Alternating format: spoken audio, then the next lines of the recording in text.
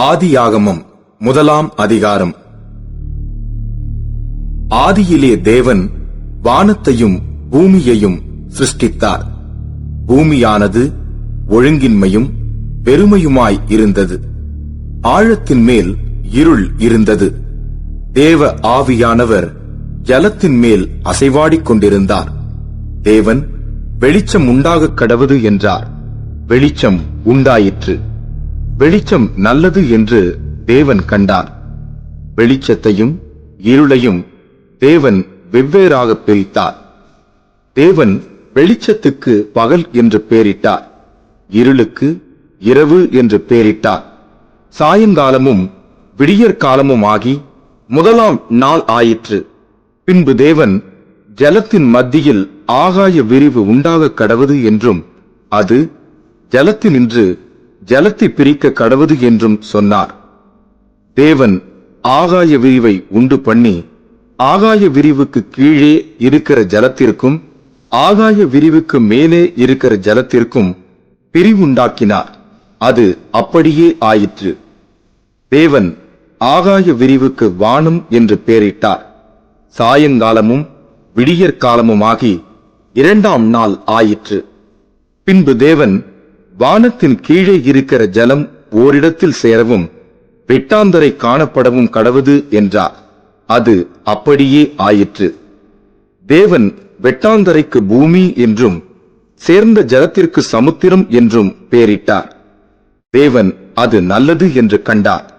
அப்பொழுது தேவன் பூமியானது புல்லையும் விதையை பிறப்பிக்கும் பூண்டுகளையும் பூமியின் மேல் தங்களில் தங்கள் விதையுடைய கனிகளை தங்கள் தங்கள் ஜாதியின்படியே கொடுக்கும் கனி விருட்சங்களையும் முளைப்பிக்க கடவுது என்றார்.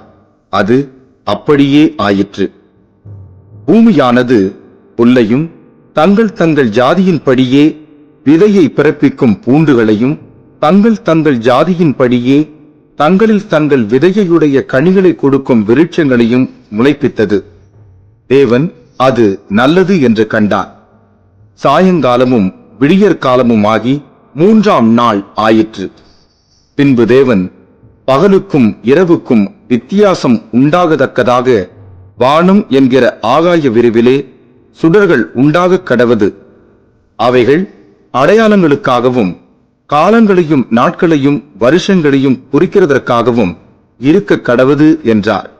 அவைகள் பூமியின் மேல் பிரகாசிக்கும்படிக்கு வானம் என்கிற ஆகாய விரிவிலே சுடர்களாயிருக்க கடவது என்றார். அது அப்படியே ஆயிற்று.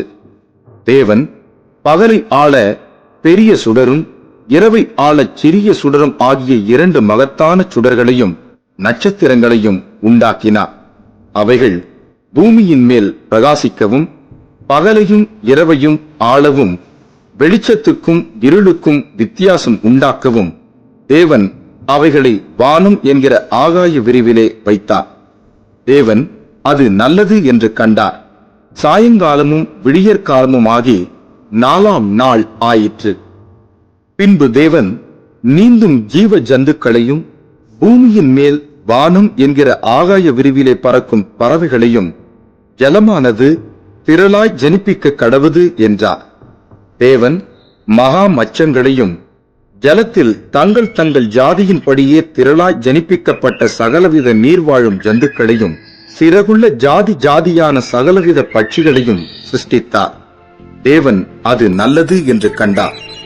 தேவன் அவைகளை ஆசீர்வதித்து, நீங்கள் பலுகி பெருகி சமுத்திர ஜலத்தை நிரப்புங்கள் என்றும் பறவைகள் பூமியில் பெருகக் கடவது என்றும் சொன்னார்.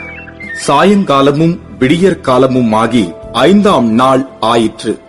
பின்பு தேவன் பூமியானது ஜாதி ஜாதியான ஜீவ ஜந்துக்களாகிய நாட்டு மிருகங்களையும் ஊரும் பிராணிகளையும் காட்டு மிருகங்களையும் ஜாதி ஜாதியாக பிறப்பிக்க கடவது என்றார். அது அப்படியே ஆயிற்று. தேவன் பூமியில் உள்ள ஜாதி ஜாதியான காட்டு மிருகங்களையும் ஜாதி ஜாதியான நாட்டு மிருகங்களையும் பூமியில் ஊரும் பிராணிகள் எல்லாவற்றையும் உண்டாக்கினார். தேவன் அது நல்லது என்று கண்டார். பின்பு தேவன் நமது சாயலாகவும் நமது ரூபத்தின்படியேயும் மனுஷனை உண்டாக்குவோமாக. அவர்கள் சமுத்திரத்தின் மச்சங்களையும் ஆகாயத்து பறவைகளையும் மிருக ஜீவன்களையும் பூமி அனைத்தையும் பூமியின் மேல் ஊறும் சகல பிராணிகளையும் ஆளக் கடவர்கள் என்றார். தேவன் தம்முடைய சாயலாக மனுஷனை சிருஷ்டித்தார். அவனை தேவ சாயலாகவே சிருஷ்டித்தார். ஆணும் பெண்ணுமாக அவர்களை சிருஷ்டித்தார். பின்பு தேவன் அவர்களை நோக்கி, நீங்கள் பலுகி பெருகி பூமியை நிரப்பி அதை கீழ்ப்படுத்தி சமுத்திரத்தின் மச்சங்களையும் ஆகாயத்து பறவைகளையும் பூமியின் மேல் நடமாடுகிற சகல ஜீவ ஜந்துக்களையும் ஆண்டு கொள்ளுங்கள் என்று சொல்லி தேவன் அவர்களை ஆசீர்வதித்தார். பின்னும் தேவன், இதோ பூமியின் மேல் எங்கும் விதைத்தரும் சகலவித பூண்டுகளையும் விதைத்தரும் கனி மரங்களாகிய சகலவித விருட்சங்களையும் உங்களுக்கு கொடுத்தேன். அவைகள் உங்களுக்கு ஆகாரமாயிருக்க கடவது. பூமியிலுள்ள சகல மிருக ஜீவன்களுக்கும் ஆகாயத்திலுள்ள சகல பறவைகளுக்கும் பூமியின் மேல் ஊறும் பிராணிகள் எல்லாவற்றிற்கும் பசுமையான சகல பூண்டுகளையும் ஆகாரமாக கொடுத்தேன் என்றார். அது அப்படியே ஆயிற்று. அப்பொழுது தேவன் தாம் உண்டாக்கின எல்லாவற்றையும் பார்த்தார். அது மிகவும் நன்றாயிருந்தது. சாயங்காலமும் விடியற்காலமுமாகி 6ஆம் நாள்